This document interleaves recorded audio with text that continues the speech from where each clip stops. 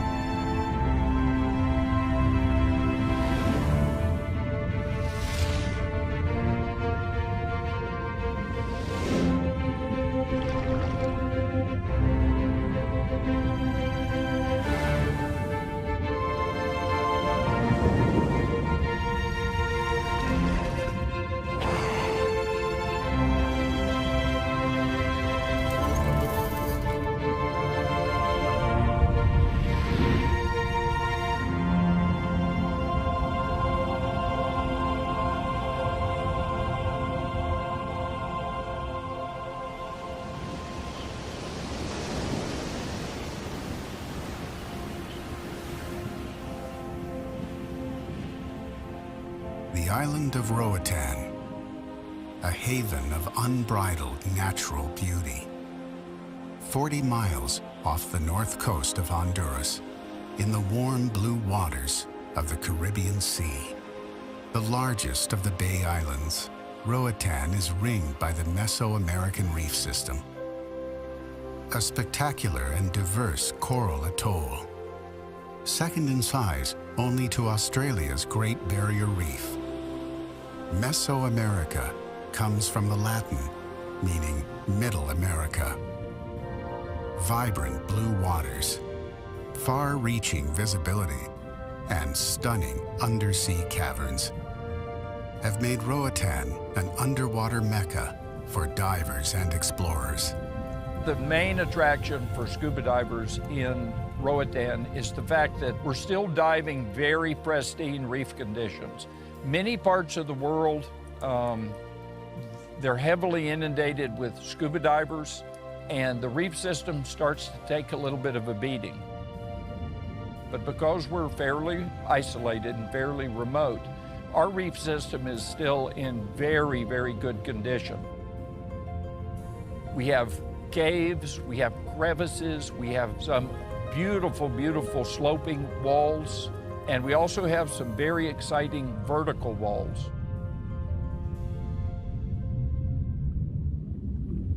Currents colliding with the reef surge upward, carrying cold, nutrient-rich water to the surface.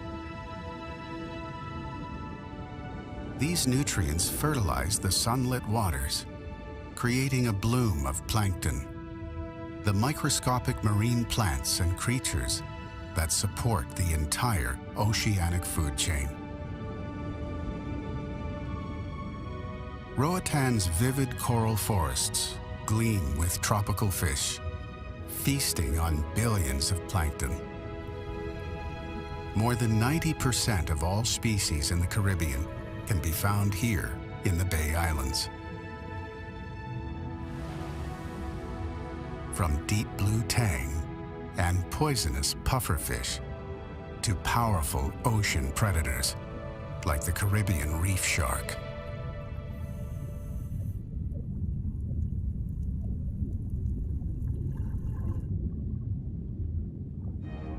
But beyond the flourishing marine life and magnificent drowned cliffs, one of Roatan's most mysterious sights lies beneath its deep blue waters. A ghost ship, 145 feet long, rests in a sandy Caribbean grave, 50 feet below the surface. The wreck of the Prince Albert. Within 10 minutes of your dive, you're right next to a huge wreck that's only in 65 feet of water. And I've heard people say in a lot of places, you know, wrecks, you have to go so deep. This is one of the most pristine, shallowest wrecks you'll find on the island. In the early 1980s, the Prince Albert arrived in Roatan from Nicaragua, carrying war refugees. The ship was abandoned and fell into disrepair. The founder of a local dive shop saw an opportunity to attract more dive tourists to Roatan. And the ship was intentionally sunk as an artificial reef more than 30 years ago. The Prince Albert was the first of many ships in the Bay Islands to be used as a man-made reef. A properly prepared shipwreck or a properly prepared item that's sunk in the water can really become a habitat for many species. The wreck of the Prince Albert is a perfect example. A beautiful, vibrant, healthy reef system growing on a wreck in shallow waters.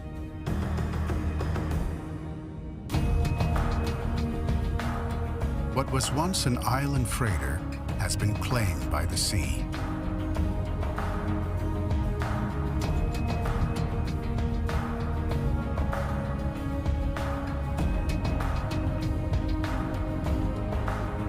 Sprouting with lush sea fans, the Prince Albert has morphed into its own ecosystem, a vibrant habitat for an abundance of marine life.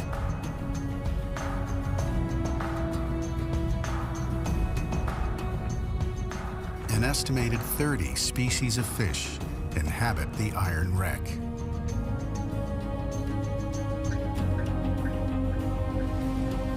A small shoal of cardinal fish whipped through the belly of the ship.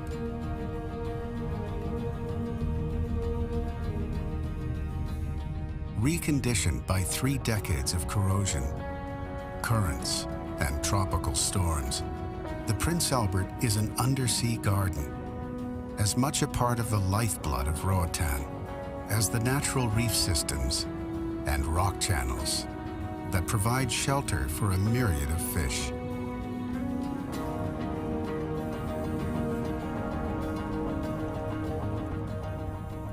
Off the bow of the Prince Albert lies another ghostly relic, the empty shell of a sunken Second World War DC-3 aircraft.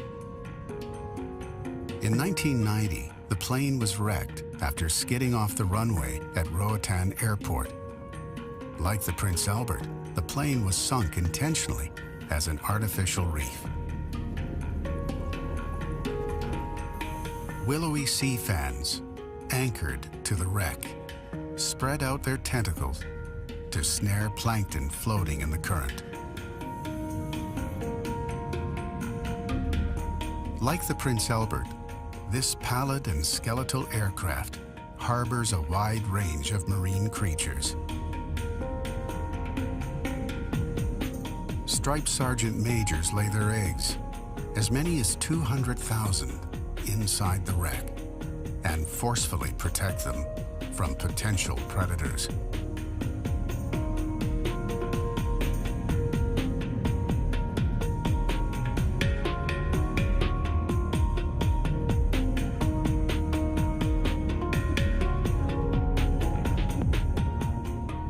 A spotted moray eel, seeking refuge from the dangers of the open ocean, pokes out of the fuselage.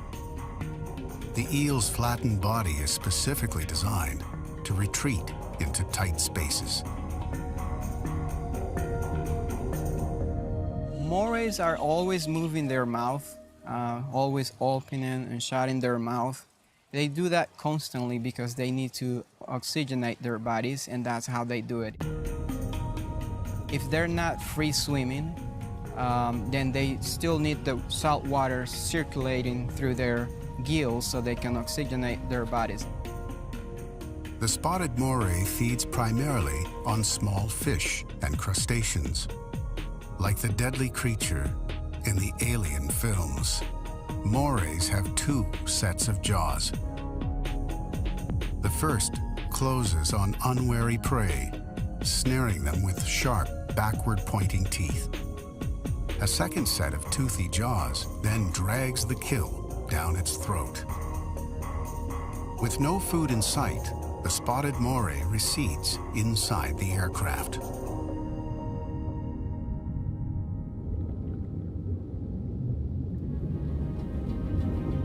The ashen wreckage of the DC-3 is home to even stranger predators.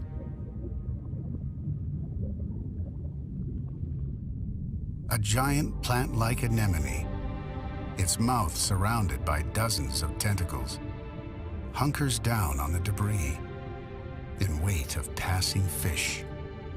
Prey is paralyzed by toxins in the anemone's tentacles, then swiftly carried to the mouth, where it is swallowed whole.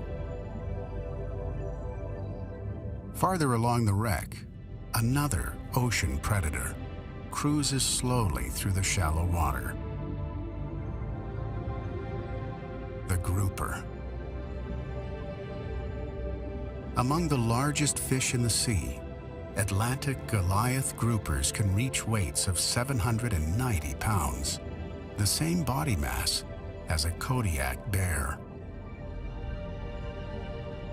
But this grouper is not here to eat. Instead, it touches down on the wreck and waits to be cleaned. A small remora, or suckerfish, nibbles away at troublesome parasites on the grouper's skin. Cleaner fish are essential to the health of the grouper. Removing, then eating, not just parasites, but dead tissue that is formed on the skin.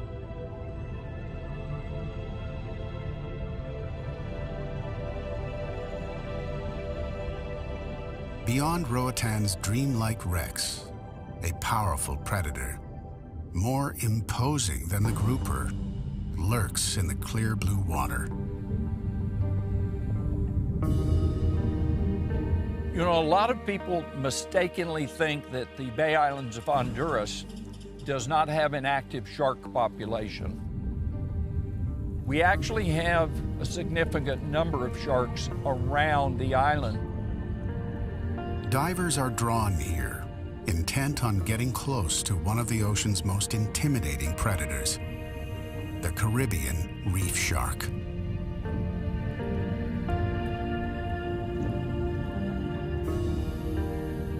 As the name suggests, Caribbean reef sharks are largely found near the edges of coral reefs, in coastal waters no deeper than 100 feet.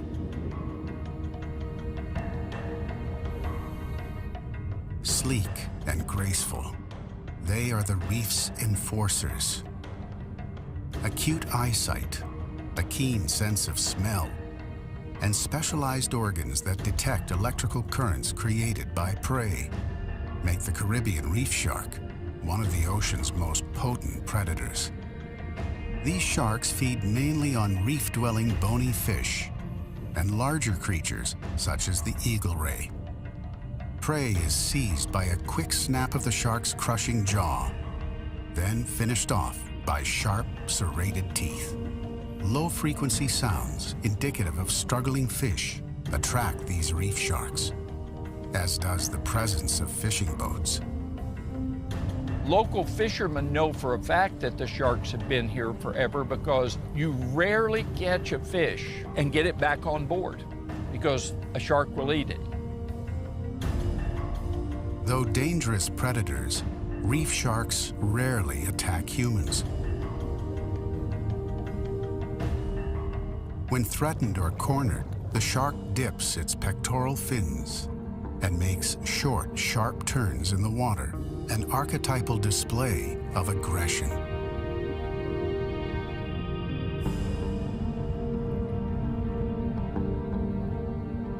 Neither threatened nor provoked, these sharks cruise serenely over the reef. A thrilling yet potentially nerve-wracking experience for divers who must remain vigilant when swimming with a shoal of hungry sharks. We've entered into their environment. The sharks have always been in this location. We're watching 20 very docile, beautiful, big sharks swim around us. We have to remember that these are animals that are the apex predators in these waters.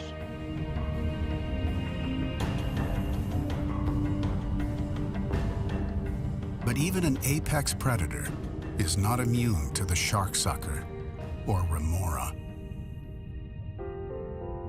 Attached to the shark by a suction cup on top of its head, the remora appears to be a parasite, though it actually picks parasites from the shark and feeds on scraps of food left behind by the host.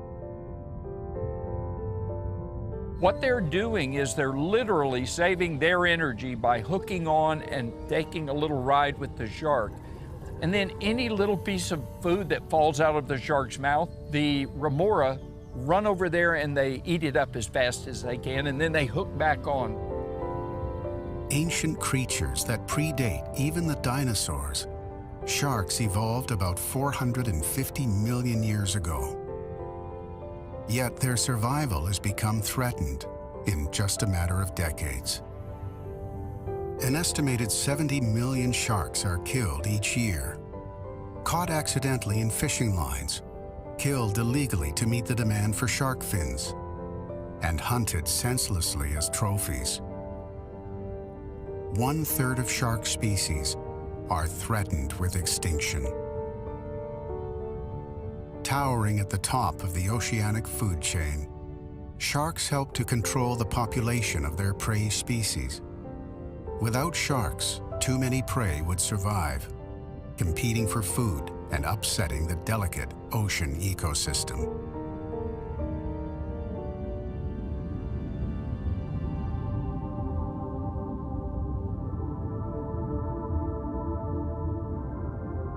Here in Roatan, a single voracious predator has already disrupted the fragile balance of life on the reef.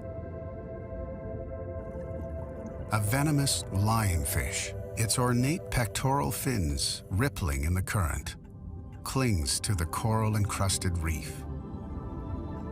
Lionfish are native to the Pacific and Indian Oceans.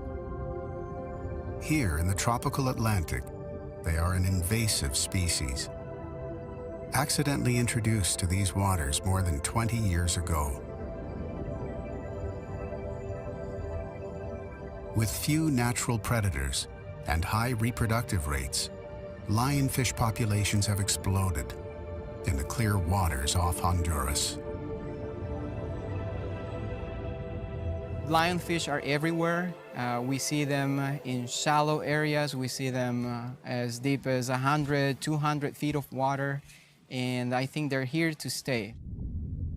They're known for their voracious appetite. They don't stop eating. They're constantly eating down there. Non-selective eaters, lionfish have been known to consume as many as 50 different species of fish, ambushing and cornering prey with their long pectoral fins. As their population grows exponentially, lionfish threaten the survival of native species, like grouper and snapper, as well as the small grazing fish that prevent algae and seaweed from overrunning the reef.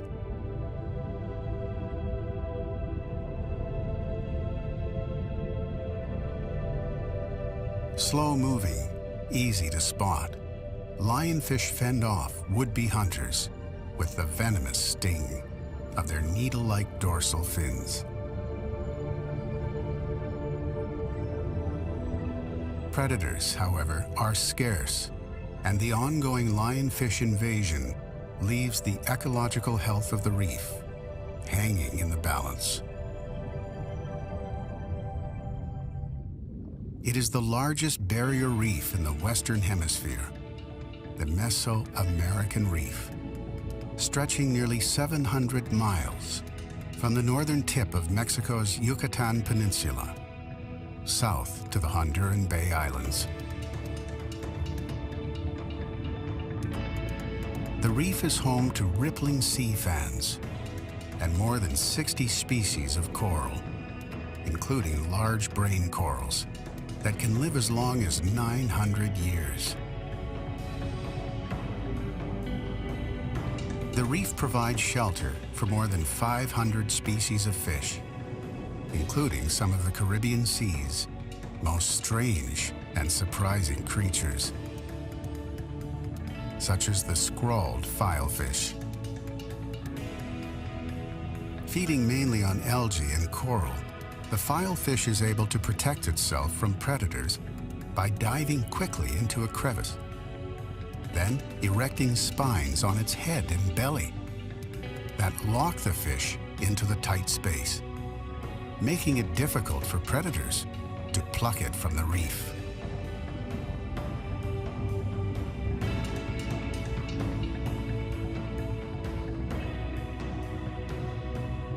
With a whip of its broom-like tail, the filefish is gone. An inflatable porcupine fish, able to more than double its size by taking in air and water, maneuvers over the coral bed.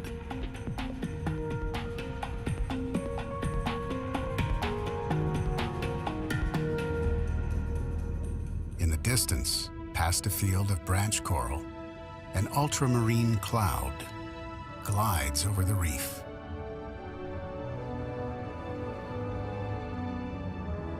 Blue tang, in search of algae, which is ripped from the coral by sharp teeth. Blue tang are essential to the health of the reef, eating algae and preventing it from overgrowing and suffocating the coral. The tang, named for their dangerous razor-sharp tail spines, swim in schools as another defense against predators.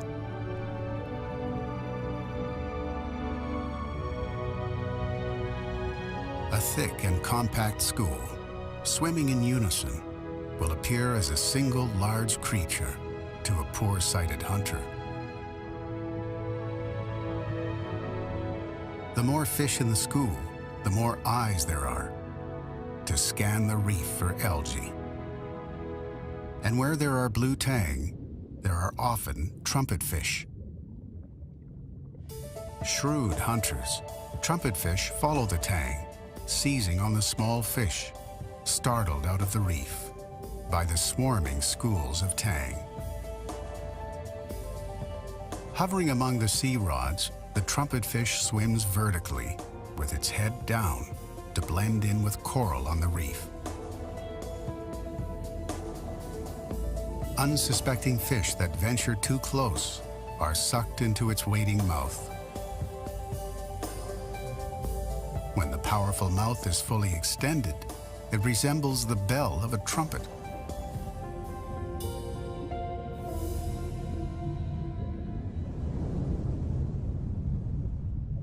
Closer to the surface floats an even craftier master of disguise,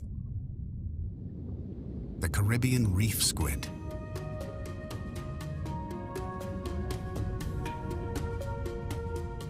In a single heartbeat, reef squid are able to change color and pattern, to stalk prey, avoid predators, and warn off competitors. Thousands of color-changing cells just below the surface of the skin are controlled by muscles that generate distinct colors to communicate specific messages.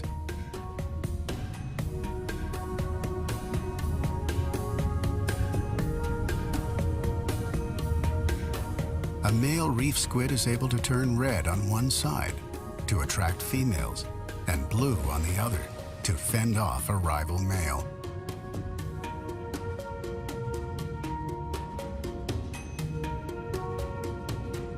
On the south shore of Roatan, a pristine sun-mottled reef stretches near the surface. This is Tulio's Reef, named for a popular dive master, well known in these parts, and home to a bounty of marine creatures. A tiny cavern offers refuge to a Caribbean spiny lobster, its shell lined with hard protective spines. Though it lacks the crushing pincers of its clawed cousins, it waves menacing barbed antennae longer than its entire body to ward off potential predators.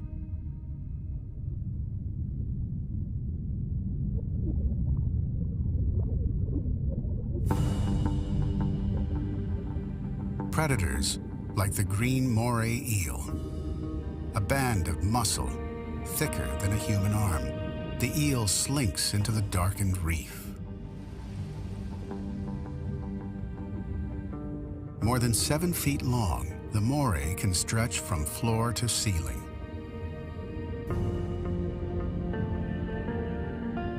A long, flapping dorsal fin, its only mechanism for swimming.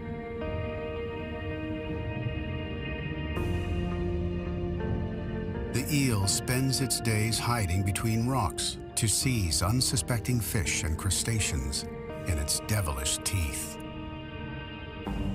Green morays have a lot of teeth, and their teeth are facing like inwards, so when they grab something, it's gonna be very hard for that prey to get or to set free from their mouth. Once they catch a little fish, that little fish is done. Life on the reef is a constant search for food. A long snout seahorse, no larger than a human thumb, grips a gorgonian with its monkey-like tail. The slender body of the seahorse allows it to wriggle into small crevices in the reef, where it survives on larval shrimp and small crustaceans.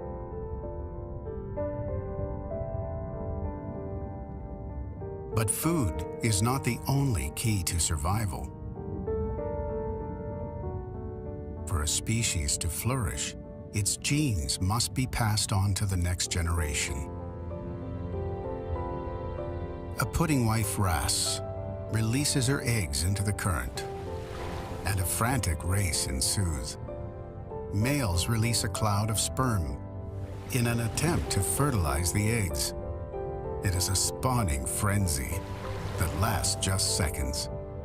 Only the fastest and strongest fish prevail.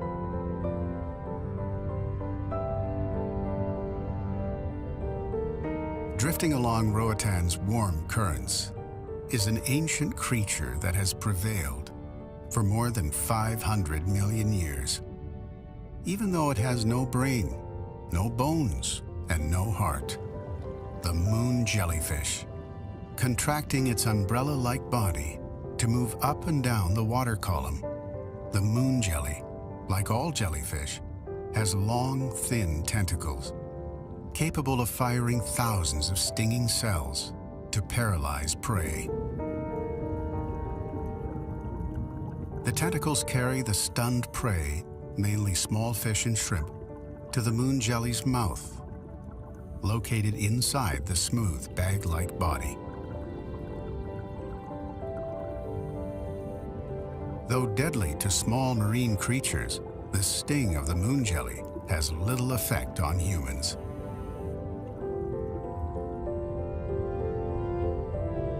Gently pulsing, casting a faint luminescent glow, the moon jelly floats serenely with the currents, as its ancestors have since before the age of the dinosaurs.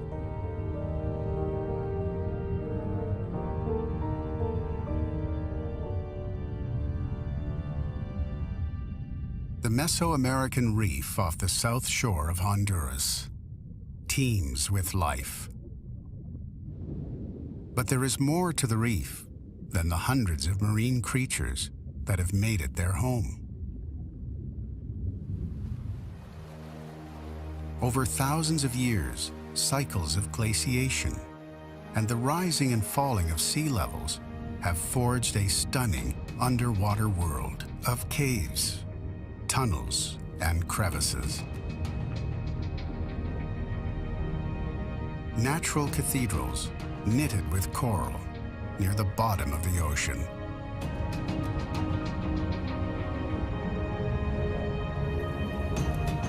At Roatan, a spectacular geological formation has become a must for advanced divers seeking to explore the remnants of an ancient world, Kelvin's Crack.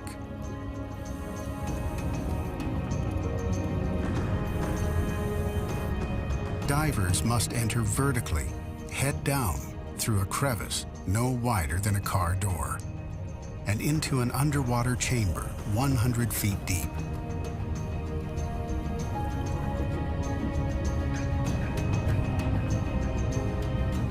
The crack is just 10 feet wide, and those that dive here must have good buoyancy control to avoid bumping into and damaging the fragile reef.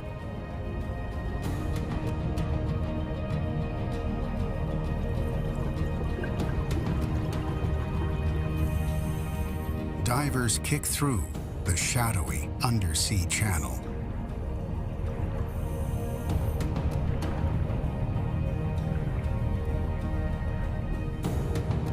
Over thousands of years, the coral structure has continued to grow over the opening, creating an overhang of soft corals.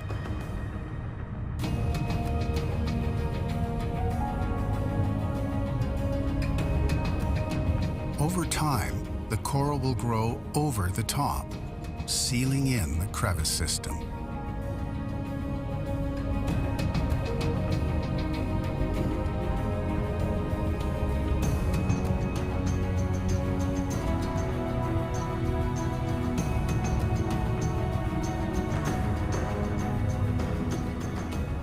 For now, light from the surface penetrates the chasm, a perfect harmony of sea and sky.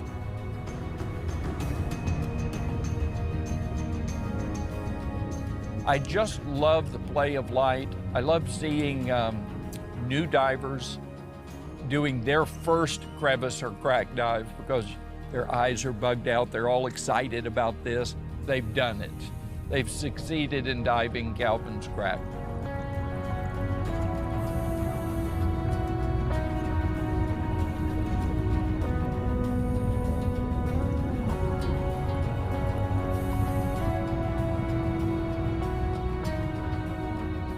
Fissures in the reef, caused by erosion from rainwater thousands of years ago when these limestone cliffs were above sea level, harbor a number of undersea creatures.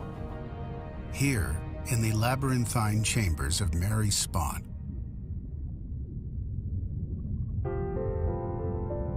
"100 feet below the surface, a channel-clinging crab fastens to a technicolor maze of coral.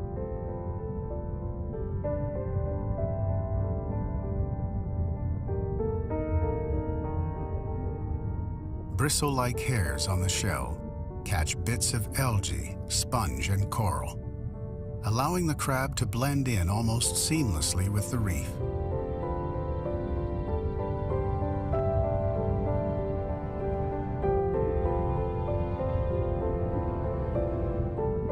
During the day, the channel-clinging crab hides out in tiny caves and under ledges, but soon it will be night, and the crab will emerge to forage for food.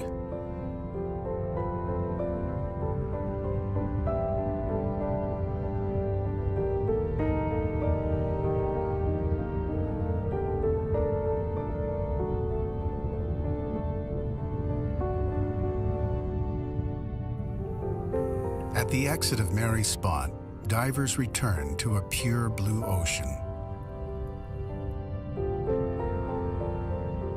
But as the sun descends on Roatan, a profound transformation unfolds in these crystal clear waters.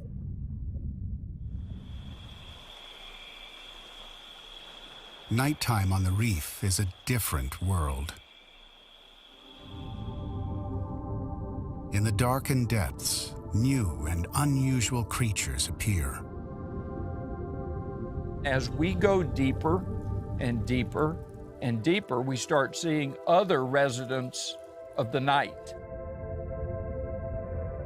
A striped burrfish, its rounded body covered in short, sharp spines, uses its large, bulbous eyes to keep watch over the grassy seabed.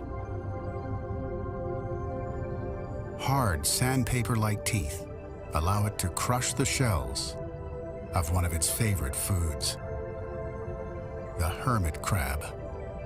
Sea flies, illuminated by the light of the camera, flit through the water.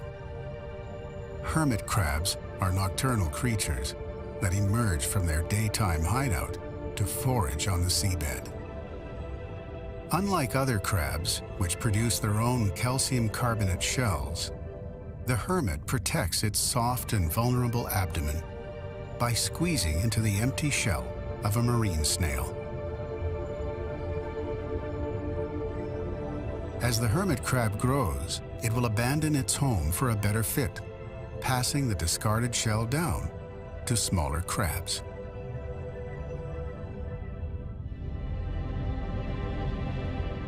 The hermit crab is an omnivorous scavenger, using its pincers to sift through sand as it searches for food.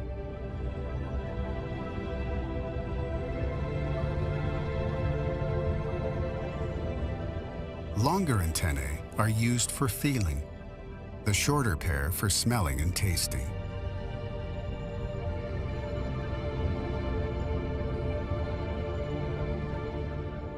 Hermits are known to form symbiotic relationships with sea anemones. The anemone will sit atop the crab, warding off predator fish with its toxic tentacles. In turn, the anemone gets a free ride and scraps of food left behind by the crab.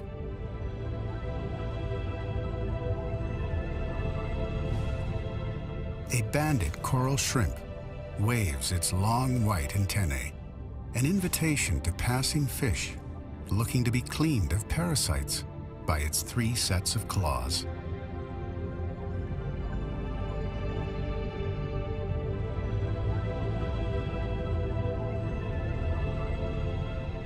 At the wreck of the Prince Albert lies one of the ocean's most unusual creatures, the tiger-tail sea cucumber. Stretching more than 6 feet, the tiger tail is the largest sea cucumber in the western Atlantic. All sea cucumbers live in the ocean and are related to both sea stars and sea urchins.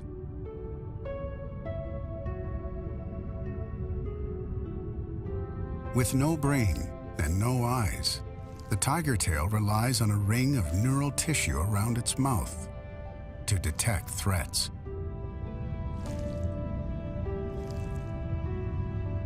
Like all members of the species, this furry sea cucumber breathes by drawing oxygenated water in through the anus and then expelling it.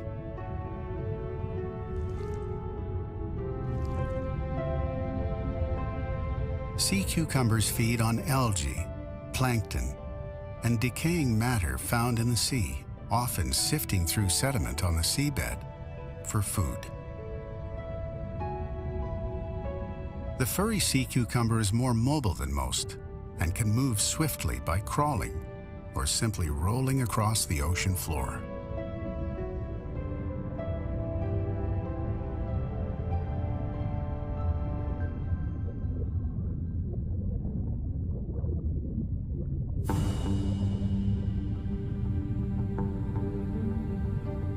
Barely visible on the ocean floor, a camouflaged hunter lies in wait.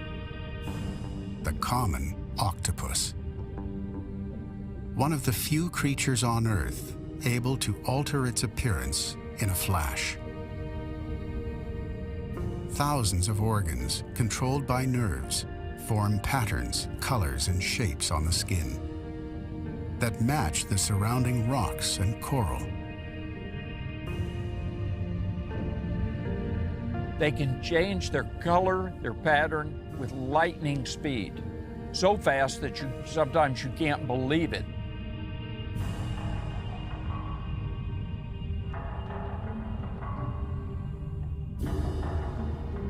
I'm sure there's been 1,000 octopus that I have swam right over on the reef, but I just simply didn't see them. During the day, the octopus hides out in coral overhangs on the reef. At night, it comes out to hunt, using an inventive technique called tenting.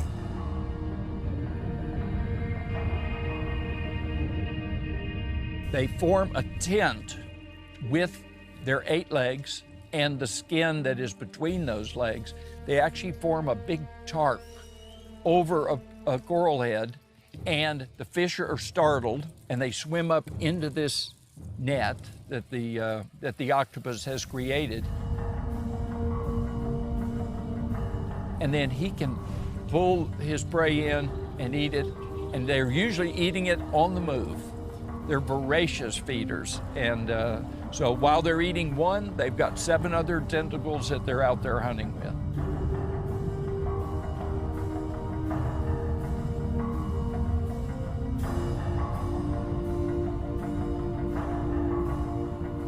When catching prey, such as crabs and mollusks, the octopus grips them with powerful arms studded with suckers, then paralyzes them with nerve poison secreted in its saliva.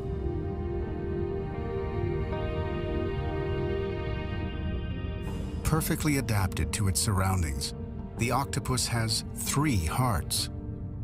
2 pump blood to the gills. The third keeps circulation flowing to the organs. When the octopus swims, the third heart stops beating. By crawling across the coral, the octopus conserves precious energy.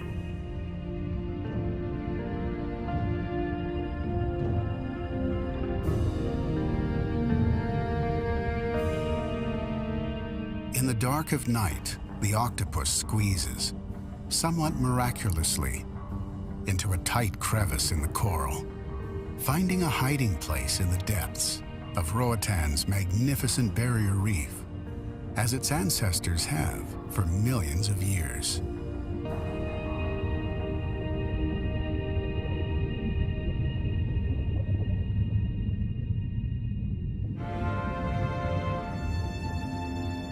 From ghostly sunken relics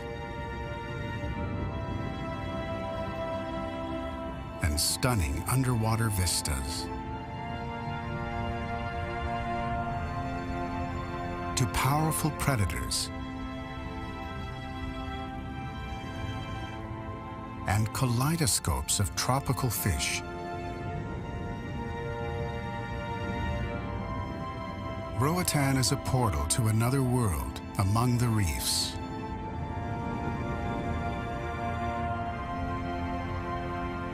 And one of the many wonders of the Great Blue Wild.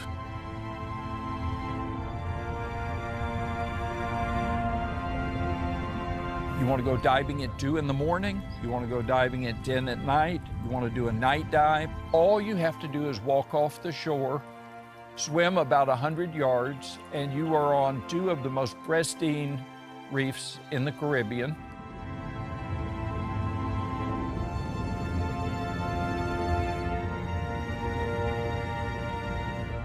If you're talking about diving in the Bay Islands of Honduras, you're talking about the sort of variety that you might not find anywhere else in the Caribbean.